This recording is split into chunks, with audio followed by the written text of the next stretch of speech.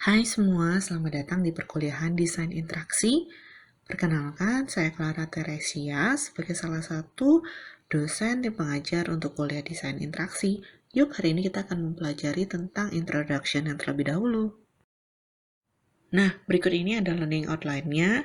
Kita akan mempelajari tentang interaction desain untuk bagian intronya dan juga human-computer interaction, serta ada penjelasan singkat tentang bagaimana sih aturan pembelajaran di semester ini.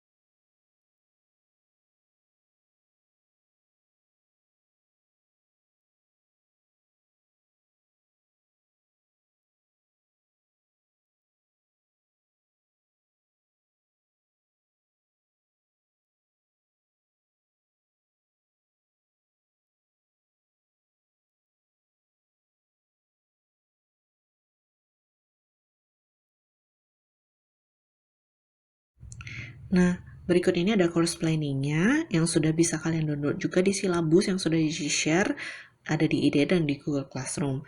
Total ada 14 materi perkuliahan, mulai dari minggu pertama sampai minggu ke-7 sebelum UTS, kalian akan mempelajari tentang introduction, understanding konsep untuk interaction-nya sendiri, social emotion interaction, proses dari desain interaksinya, ada project proposal, establishing requirement, dan designing alternatif.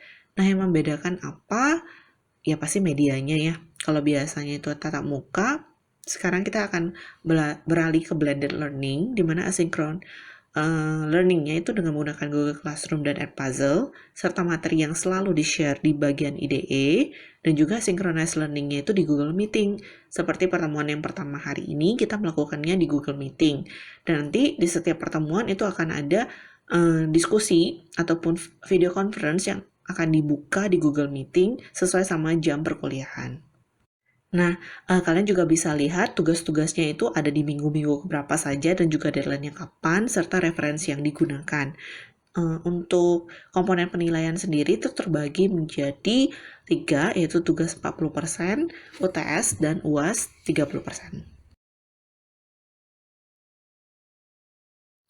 Nah, di pertemuan ke-8 sampai minggu ke-14, itu ada design workshop, kemudian prototyping, evaluation, 1 dan kedua, ada guest lecture, ada project presentation, dan ada showcase. Nah, sama seperti semester-semester sebelumnya, jadi di desain interaksi itu ada yang namanya project besar, di mana kalian akan memamerkan produk kalian itu di bagian showcase di pertemuan terakhir, serta adanya guest lecture. Kalau di semester sebelumnya itu ada UX designer dari Traveloka, nah di semester ini ada bintang tamu ataupun pemateri yang pastinya tidak kalah menariknya dan akan diumumkan bagaimana teknisnya nanti di Google Classroom. Jadi kalian bisa melihat misalnya di design workshop itu kenapa kita pilih Zoom virtual workshopnya, karena kita bisa breakout room-nya. Kemudian ada blended learning-nya sama pakai Google Classroom, Edpuzzle, dan juga ada Google Meeting. Jadi dicek aja pertemuan keberapa itu pakai apa, dan selalu cek informasinya itu di Google Classroom. Semua materi akan diberikan di IDE, tapi informasi-informasi yang lebih detail dan lengkap silakan cek di Google Classroom.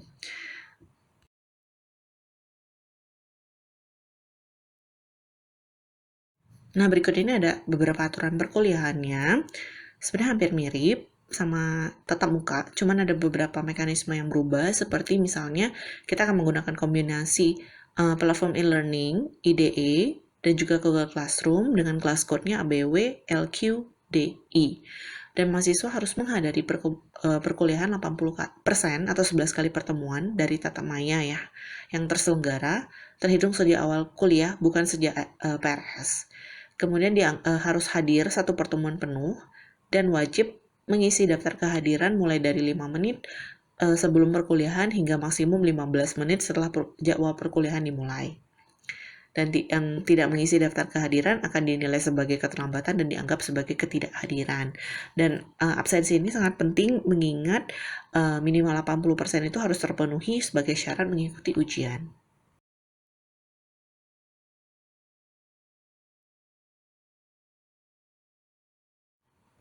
Nah, aturan selanjutnya dilarang menitip daftar kehadiran ke teman dan akan langsung otomatis nilainya E, dan disarankan banget mahasiswa untuk berpakaian secara rapi dan sopan, jangan pakai daster ya ketika kuliahan dimulai.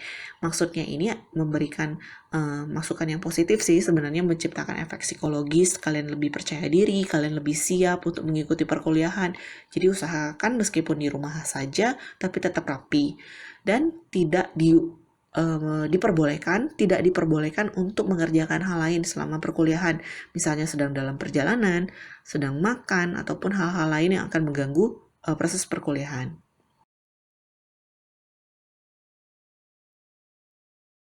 Nah, aturan-aturan tambahan seperti pada saat video conference, di mana kita akan menggunakan Google Meeting ataupun nanti pakai Zoom, mahasiswa diminta untuk mematikan mikrofon saat tidak melakukan komunikasi, artinya ketika dosen sedang menjelaskan materi, harap di-mute, kemudian dan wajib menghidupkan kamera video selama 15 menit pertama di awal perkuliahan untuk menciptakan interaksi yang baik, dan diharapkan terus menghidupkan video selama perkuliahan jika memungkinkan, kalau tidak ada koneksi internet, kendala, dan yang lainnya.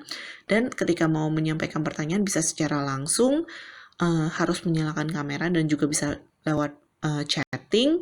Dan aturan yang terakhir sama ya, ketika tugas itu plagiat, nilai kuliah akan otomatis dapat E.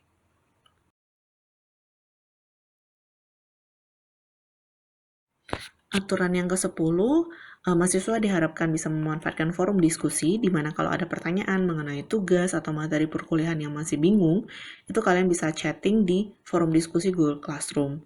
Dan diwajibkan untuk mengisi exit quiz, dan juga ada pertanyaan-pertanyaan di Edpuzzle nantinya.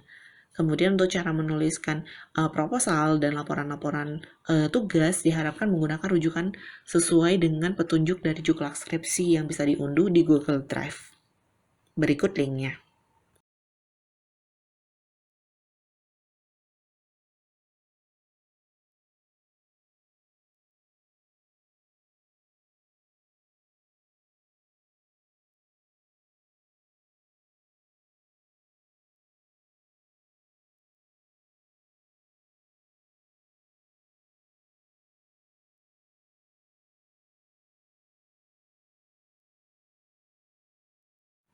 Nah, total ada 2 rujukan utama. Kita menggunakan Sharp, Rogers & Priest di 2019, Interaction Design yang edisi kelima, dan juga Rubin dan Chisnell yang 2008, Handbook of Usability Testing.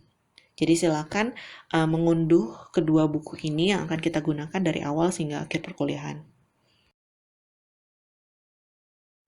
Nah, kita akan mulai tentang desain interaksi. Apa sih sebenarnya itu desain interaksi? Jadi gampangnya terdiri dari 2 kata utama ya. Ada desain dan juga ada interaksi, di mana kalian akan melakukan perancangan ataupun desain dari interaktif produk. Jadi mengembangkan interaktif produk bagaimana agar usable bisa mendukung orang dalam pemakaiannya sehari-hari. Pastinya menciptakan kepuasan atau user experience ketika orang menggunakan produk tersebut ataupun berinteraksi dengan produk tersebut. Tujuannya adalah mengurangi aspek negatif dan mengembangkan aspek positif. Ketika menggunakan produk akan muncul kesenangan dan yang lainnya, serta mengurangi aspek frustasi tadi ya. Nah, kira-kira apa sih produk dari interaktif produk atau produk interaktif itu yang seperti apa? Kalau kalian lihat di sekitar kalian itu ada yang paling gampang, itu yang paling sering dijumpai pasti handphone ya. Kayaknya zaman sekarang itu susah banget kalau hidup nggak pakai handphone gitu ya. Kemana-mana pasti selalu dengan gadgetnya, seperti laptop juga. Dan beberapa ada produk-produk interaktif lainnya, seperti ada kamera digital, kemudian ada bagian paling bawah itu ada vending machine dengan touchscreen, kemudian ada virtual reality yang paling digandrungi anak muda yang main gaming, dan juga beberapa pengembangan produk interaktif. Dari hal-hal yang kalian lihat di sini, itu jelas ya ada interaksi antara manusia dan produk yang digunakan. Nah, kenapa sih desain interaksi itu penting? Jadi dikatakan tidak hanya mengembangkan produk baru, tetapi juga industri baru. Sebagai salah satu contohnya itu Gojek ya. Kalau zaman dulu mau mesen Gojek, ya harus ke pangkalan dulu, jalan ke depan gang rumah, nyari pangkalan Gojek, baru mesen aban Gojek, kemudian juga tarifnya macem-macem, beda-beda. Nah sekarang manusia itu mulai digampangkan dengan adanya kemajuan teknologi. Mau butuh transportasi, tinggal keluarin handphone, nyalain GPS, kemudian tag location, udah 5 menit atau sampai 5 beberapa menit kemudian abang Gojek akan datang menghampiri Anda untuk menjemput Anda. Nah, benar-benar teknologi ini mengubah perspektif yang awalnya manual banget, sekarang semua jadi serba digital, dan ada pengembangan yang lainnya seperti GoFood dan yang lain-lainnya ya. Tokoh yang terkenal itu ya Bapak Nadiem Makarim, atau sekarang dikenal dengan istilah Mas Menteri gitu ya, dengan inovasinya bagaimana bisa mempekerjakan begitu banyak orang. Nah, produk inovatif selanjutnya adalah Spotify. Pertama kali dikembangkan oleh Daniel dan Martin. Spotify ini sudah banyak banget pengunduh dan subscribernya ya. Jadi bisa dikatakan juga kalau zaman dulu mau dengerin musik masih eranya radio ya. Kemudian dari radio bergeser menjadi ada CD player. Dan sekarang mau dengerin musik dimanapun dan kapanpun ya nggak butuh pemutar CD player lagi. Tinggal keluarin handphone, buka Spotify, udah bisa dengerin musik dimanapun. Jadi dikatakan tadi, desain interaksi tidak hanya mengembangkan produk, tapi mengembangkan industri yang baru. Nah, kalau interaction design yang satu ini, desain interaksi yang satu ini, apakah ada yang udah pernah nyoba? Virtual reality ya. Jadi memang banyak pengembangannya sekarang, mulai dari aspek medis, banyak digunakan untuk proses pembedahan dilakukan oleh dokter dan yang lainnya. Jadi ya pastinya untuk meminimalkan human error tadi, jadi bisa ada praktis dan bisa ada pengembangan research di sana. Kemudian juga yang paling sering digunakan itu di bagian entertainment, untuk gaming, ada e-sport sekarang dan yang lainnya. Kemudian juga bahkan rekrutmen pekerjaan itu pakai virtual reality. Jadi kebayang aja nanti kalian yang rekrut itu bukan orang personal secara fisik, tapi akan ada virtual reality-nya yang dimunculkan pihak HRD-nya, misalnya seperti itu ada interviewnya. Jadi memang banyak pengembangannya. Kalau di manufacturing sendiri, bagaimana proses inspeksi dari mesin. Jadi misalnya mesinnya ini buatan Jerman, tapi ketika mau melakukan setup ataupun maintenance, nggak perlu mendatangkan orang Jermannya gitu untuk memperbaiki mesin yang ada di Indonesia itu. Tinggal pakai virtual reality, nanti ada petunjuk-petunjuk yang bisa digunakan. Nah, bedanya sama augmented reality apa? Kira-kira. Kalau augmented reality itu bagaimana bisa menghadirkan tampilan semirip mungkin dengan yang nyatanya. Jadi ada key components to augmented reality device, ada sensor, ada projection, processing, dan reflection. Kebayang yang gampangnya, kalau zaman dulu mau beli lipstick ataupun alat kosmetik itu harus ke toko kecantikan gitu misalnya ya. Kamu ke brand tertentu, kamu nyobain lipstiknya, oh iya saya mau warna ini, misalnya nih yang cewek-cewek nih yang suka make upan gitu kan, oh ternyata saya cocoknya warna ini, setelah kalian udah mencoba terlebih dahulu produk fisiknya. Nah kebayang kalau zamannya corona seperti sekarang, covid di mana-mana, ya nggak mungkin juga banyak mall yang tutup, banyak toko yang tutup, akhirnya semua orang pada jualan digital gitu ya, jualan pakai Shopee ataupun Tokopedia dan apps-apps lainnya. Gimana caranya bisa menghadirkan produk yang tadinya harus fisik banget, harus dicoba banget, menjadi versi digital dan orang bisa kebayang gitu. Oh, saya mau pilih yang nude, yang warnanya pink-pink gitu. Oh, Jadi kebayang dengan fitur kamera. Jadi dikasih permainan lipstiknya di sana. Jadi kelihatan ketika kamu pakai lipstick dengan warna tertentu. Atau kalau contoh di gambar itu misalnya jam.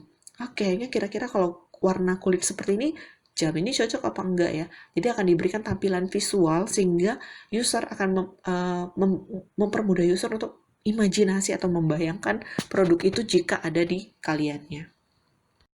Nah, berikut ada hierarki dari kebutuhan akan suatu produk. User needs itu kan macam-macam ya. Pada pondasi bawahnya itu adalah yang paling sering, paling general. Ketika orang membeli produk, itu yang pasti pertama kali dilihat adalah fungsinya. Benar nggak? Produk ini bekerja dengan baik nggak? Misalnya, butuh untuk telepon. Ya kalian pasti akan beli handphone gitu kan ya. Nah, secara fungsi handphone itu terpenuhi. Handphone tipe Nokia atau handphone jadul sekalipun, kalau cuma butuh fungsinya untuk nelpon, ya itu akan terpenuhi. Tapi akan ketika memasuki ke fase selanjutnya atau reliable, itu akan melihat lagi aspek yang lain. Apakah akurasinya seperti apa, mudah digunakan nggak? Dan fungsi yang lain itu tidak hanya sebatas fungsi, tapi akan melihat pada aspek reliable-nya.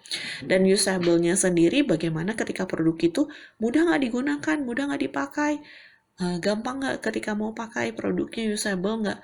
Dan yang paling tinggi dari hierarki dari user needs-nya itu adalah pleasurable. Jadi menimbulkan positive user experience ketika kamu pakai produknya, muncul kesenangan, muncul kepuasan tertentu. Jadi itu udah hierarki yang tertinggi. Misalnya saja dicontohkan pemakaian Apple dan Xiaomi. Kalau cuman butuh untuk handphone yang bisa Android, mungkin misalnya handphone yang untuk chatting doang, kayaknya kita mau pakai Xiaomi juga nggak masalah ya. Tapi bayangkan kenapa ada beberapa orang, customer tertentu yang kayaknya loyal banget ya, harus produk Apple, mulai dari iPhone, mulai dari iPad, dan produk-produk lainnya itu kayaknya pecinta Apple banget. Pasti ada sesuatu hal yang memang bisa sampai ke arah pleasurable tadi, memberikan positive user experience sehingga user akan menggunakan produk dengan merek tertentu. Jadi apa goalnya dari desain interaksi? Pastinya secara fungsi terpenuhi, reliability-nya, ada kehandalan produknya, usability-nya terpenuhi, dan juga uh, user experience-nya. Nah, apa itu user experience? User experience adalah bagaimana perasaan ataupun persepsi orang akan satu produk. Apakah memberikan kepuasan, apapun kenyamanan ketika dia melihat, menggunakan, ataupun memegang produk tersebut. Jadi bagaimana kalau kebayang ya handphonenya kalau bening gitu, kalau dipegang, ya mungkin tipis, nyaman, tapi apakah memang bisa menimbulkan user experience yang baik. Jadi aspeknya ada functionality-nya terpenuhi hingga estetiknya, kontennya, look and feel, and sexual emotional appeal. Jadi banyak instrumen yang bisa dipakai untuk mengukur user experience sendiri. Banyak macam user experience goals. Pastinya kita selalu mengharapkan yang desirable aspect, tapi undesirable aspect ini juga kadang-kadang gak bisa dihindari muncul. Perasaan yang muncul pada produknya bisa membuat orang frustasi, misalnya ribet banget mau pakai apps ini, bisa menimbulkan kebosanan juga. Jadi bagaimana kita merancang goal yang ingin kita harapkan dari si produk tersebut. Nah, misalnya paling gampang nih, susah banget kan kalau mau ngajak anak kecil untuk ke dokter, mau dokter gigi atau dokter umum, pasti mereka udah dengan stigma-stigmanya mereka udah takut sama dokter. Nah, bagaimana di sini dikatakan bahwa ada ambient experience for healthcare, bagaimana menciptakan suasana yang nyaman, membuat anak-anak itu ngerasa kalau ke dokter gigi itu bukan suatu hal yang menyeramkan. Makanya kalau kalian perhatikan desain rumah sakit khusus untuk bagian yang anak-anak itu kenapa cheerful banget ya, kayaknya colorful gitu ya, dibuat banyak gambar-gambar animasinya, itu untuk membuat kesan relax dan membuat user experience yang positif, sehingga kalau mereka ke rumah sakit bukan perasaan takut tapi perasaan gembira karena animasi-animasi dan gambar-gambar yang menyenangkan. Nah, Tadi kan itu dari positive experience ya, tapi bagaimana negative experience untuk mencapai positive experience? Misalnya saja ada shopping apps, ketika kalian mau beli burger ataupun beli soft drink, itu akan langsung dikasih gambar emoticon orang gendut, orang buncit gitu ya. Kemudian ketika kalian belanjanya sayur-sayuran, dikasih orang yang dengan profil yang skin. Jadi bagaimana negative experience tadi bisa memunculkan positive experience. Nah, selanjutnya kita akan membahas tentang usability. Usability itu diterjemahkan ensuring an interactive product are easy to learn, effective to use, and enjoyable from the user perspective. Tapi menurut ISO sendiri, usability sering dikaitkan dengan kemampuan pakaian ataupun kemudahan pakaian sejauh mana produk tersebut bisa membantu user untuk mencapai goalnya, targetnya dengan efektif, efisien, dan ada point satisfaction atau kepuasan tadi.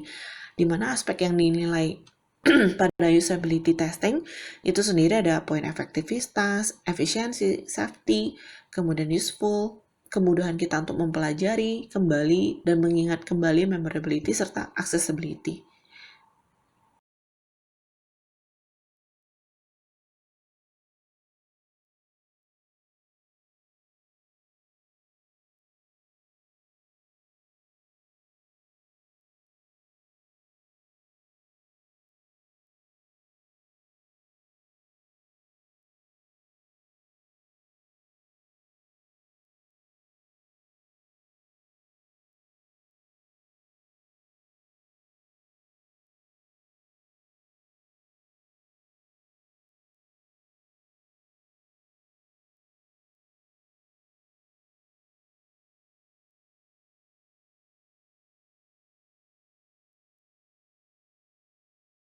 Nah, kira-kira produk mana sih yang dikatakan interaktif produk yang usable?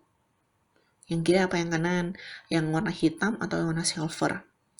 Dan kira-kira apa yang salah gitu dengan remote yang di sebelah kanan? Dan dikatakan kira-kira yang mana sih tipe yang lebih baik? Nah, yang dikatakan yang lebih baik itu yang berbentuk peanut shape. Jadi fit in hand. Jadi kenapa dibuat ada lekuk-lekukannya itu adalah mempermudah orang ketika menggenggam si remote. Kemudian bagusnya polos hitam semua atau dikasih silver semua warnanya, apa dikasih warna yang berbeda.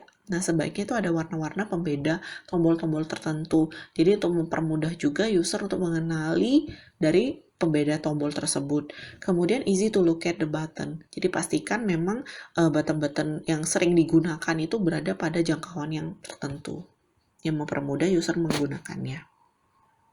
Nah, kira-kira yang tombol untuk leave button ini yang mana ya yang lebih usable? Yang kiri apa yang kanan? Kalau kita analisis yang di sebelah kanan itu terlalu banyak tombol-tombolnya, benar apa tidak?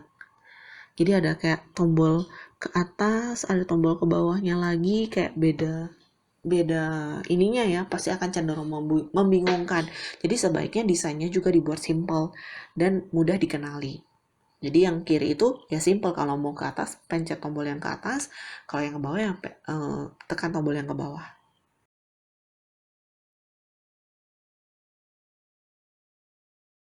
Nah, kalau pada button berikut, kira-kira yang bagus yang mana? 1, 2, 3. Gak mungkin tulisannya merah semua kan ya. Kemudian kita pasti ngecek dari segi kontrasnya, kebaca nggak tulisannya. Selain dari kontrasnya, juga kita melihat masing-masing tombol itu fungsinya untuk apa. Makanya diberikan 3 pilihan warna yang berbeda. Dan dengan desain yang ketiga, kita misalnya play warna hijau, pause warna orange, dan stop itu merah untuk menghentikan. Jadi benar-benar harus disesuaikan sama fungsinya. Tahapan dari desain interaksi. Yang pertama itu identifikasi dulu kebutuhan, dan kebutuhannya itu apa saja. Jadi benar-benar user itu maunya apa, kebutuhannya apa, itu benar-benar harus dirangkum terlebih dahulu. Baru tahapan yang kedua, kita bisa membuatkan alternatif desainnya yang memenuhi kebutuhan tadi. Kemudian yang ketiga, kita bisa membuat interactive versionnya. Jadi kita building, prototyping, baru yang keempat itu kita melakukan evaluasi. Nah, ada loop yang seperti ini ya. Jadi ketika kalian nanti membuat project proposal, pikirkan dulu tahapan ini. idenya apa. Kemudian apakah ide itu sesuai sama konsep temanya, baru kalian tentukan dulu apa kebutuhan dari user, kalian rancang alternatifnya, jadi kalian lihat ada feedbacknya, kalau misalnya alternatif nggak ketemu, balik lagi ke requirement, kemudian masuk ke prototyping, baru evaluasi, dan setelah evaluasi akan muncul yang namanya final product. Nah, ada 3 kunci utama karakteristik dari proses desain interaksi. Yang pertama itu adalah user harus selalu dilibatkan. Jadi kalau kamu mau merancang produk untuk Gen Z atau milenial, ya libatkan usernya. Artinya kalian bisa mendapatkan insight yang lebih masuk akal dan memang sesuai sama kebutuhan usernya. Kemudian yang kedua, spesifikkan usability and user experience. Goal-nya apa?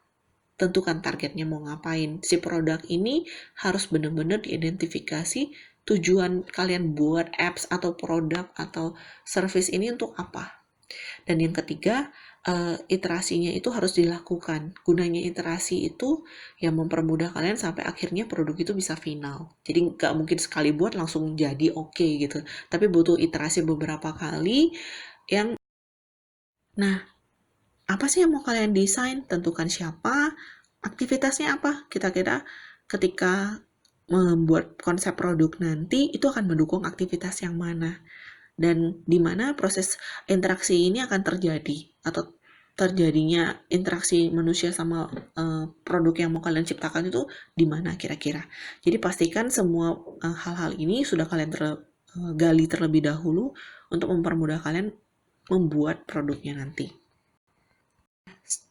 Untuk melakukan desain interaksi itu multidisiplin banget ya, dari ada film industri, graphic design, ada ergonomi, ada psikologi, dan yang macam-macam. Sebagai contoh gampangnya, misalnya kalian mau merancang aplikasi untuk kesehatan, kayak misal Halodoc ya, seperti kalian kenal sekarang, ya nggak mungkin nggak ada tim dari orang medisnya atau kesehatannya ya. Setidaknya kalian perlu mengetahui insight apa yang memang dibutuhkan di aplikasi untuk kesehatan itu. Jadi benar-benar multidisiplin banget dan bisa melibatkan berbagai expert. Jadi kalian harus bisa melibatkan berbagai expert yang mempermudah kalian untuk membuat proses desain interaksinya sendiri.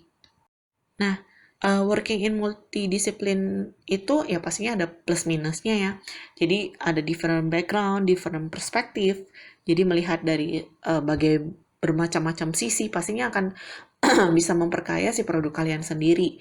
Benefitnya ya makin banyak ide yang kekumpul, tapi ada negatifnya mungkin akan susah mengkomunikasikan.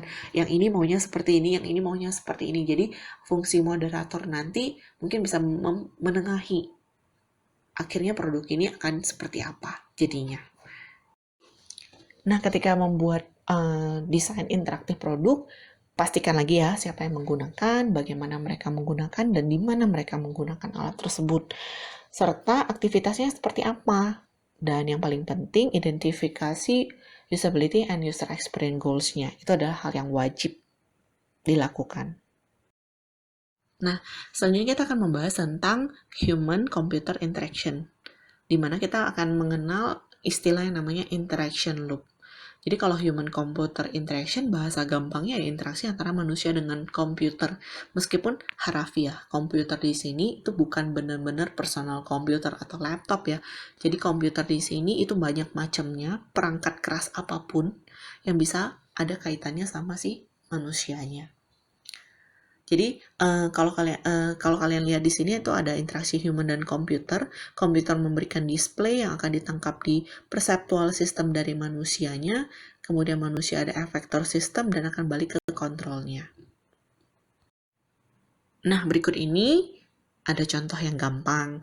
Untuk radio ataupun tape recording yang ada di mobil, itu interaksi ke manusianya apa sih? Radio atau tape akan mengeluarkan suara ataupun screen display seperti pada tampilan, berinteraksi dengan lingkungan, kemudian akan ditangkap oleh panca indera manusia, perseptual tadi ya, mempersepsikan melalui panca indera yaitu lewat mata dan lewat telinga. Kemudian manusia akan finger touch, mau ganti channel lagunya nih, ya udah finger touch, dan tape-nya itu kita masukin touchscreen ataupun button atau remote. Jadi benar-benar ada interaction loop-nya. Jadi ada lingkaran yang nggak putus gitu.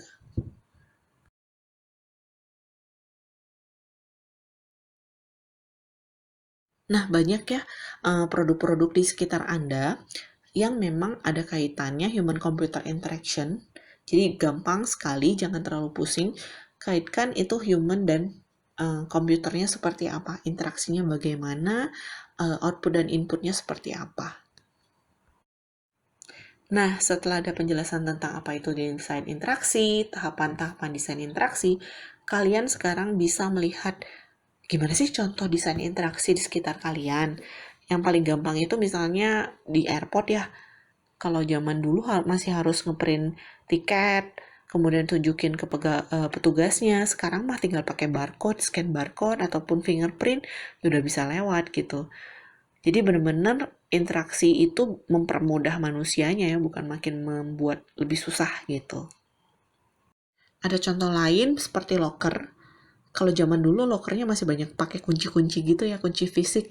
Nah, sekarang locker itu udah pakai ID card, misalnya cuma pakai scan barcode dari handphone atau pakai card yang kecil bentuknya. Jadi bener-bener bagaimana makin lama makin simple aja gitu ya. Kalau memang uh, ada yang simple, ngapain dibuat ribet gitu kan ya. Nah, salah satu lagi contoh desain interaksi yang paling sering kalian temukan, misalnya di bagian payment.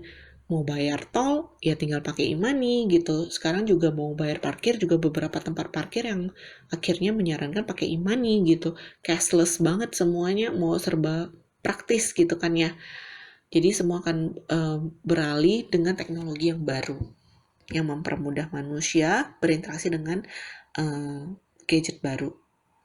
Nah, contoh yang ini mas paling sering ditemukan sekarang ya. Di beberapa negara juga bahkan mengganti peran resepsionis dengan menggunakan beberapa robot. Kemudian juga ada waitress dan juga ada pelayan misalnya di bar ataupun membuat makanan cepat saji itu banyak menggunakan teknologi robot gitu. Nah, pertanyaannya bagaimana robot itu bisa berinteraksi dengan manusia? Makanya dibuat yang benar-benar bagaimana yang friendly robot gitu. Setelah penyempurnaan kesekian mungkin baru robotnya itu benar-benar bisa berinteraksi dengan usernya dengan baik. Tugas yang pertama, kalian diminta untuk membuat anggota kelompok yang beranggotakan 4 orang, di mana kalian diminta untuk menemukan atau mencari satu interaktif produk ataupun sistem yang ada di sekitar kalian, harus berbeda masing-masing grupnya. Jadi nanti akan dibuatkan Google Drive-nya, siapa cepat dia yang mendaftarkan terlebih dahulu nama produknya apa, kemudian kalian harus mengambil gambar, kalau bagus memang ada gambar langsungnya, tapi kalau misalnya agak susah bisa pakai gambar yang dari internet dengan mencantumkan sumbernya, kemudian diskusikan. Apa sih interaction loop-nya? Jadi balik ke bagian tadi ya, human-nya di mana, komputer mana, interaksinya yang mana. Kemudian seberapa baik ataupun buruk desain yang ada, kalau memang baik apanya yang baik, kalau buruk apanya yang buruk. Jadi dibuat detail ya, bagaimana kalian menganalisis desain dari produk yang udah ada itu, produk ataupun sistem. Kemudian berikan improvementnya, suggestionnya seperti sebaiknya memang produk ini dibuat seperti apa. Jadi tugasnya dikumpulkan minggu depan dengan deadline 23 September pukul 12. Dan pengumpulan tugas ini di bagian assignment untuk di IDE. Nah, sekalian ya, perkuliahan untuk introduction, jadi benar-benar yang pengenalan banget apa itu desain interaksi, mulai dari tahapannya seperti apa, prosesnya seperti apa, human computer interaction loop-nya seperti apa. Jadi benar-benar kalian bisa mulai membayangkannya, oh desain interaksi itu seperti ini, dan ini akan mempermudah kalian untuk mengerjakan tugas selanjutnya.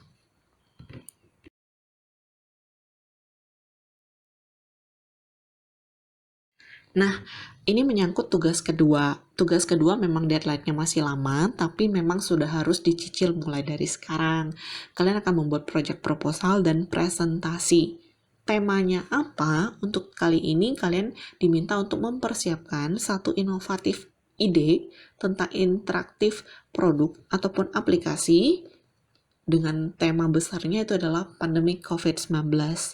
Dan ide itu harus baru, original, dan bisa bermanfaat untuk masyarakat secara umum, ataupun memang kalau kalian mau buat ada segmentasi tertentunya, silakan difokuskan. dan silakan mengkonsultasikan ide-ide kalian. Nah, tim pengajar di kuliah desain interaksi itu ada saya, Clara, kemudian ada Pak Hansen, dan juga ada Pak Teddy. Jadi kalian tinggal pilih mau mendiskusikan ide kalian itu ke salah satu dosen saja sebelum kalian membuat project proposal.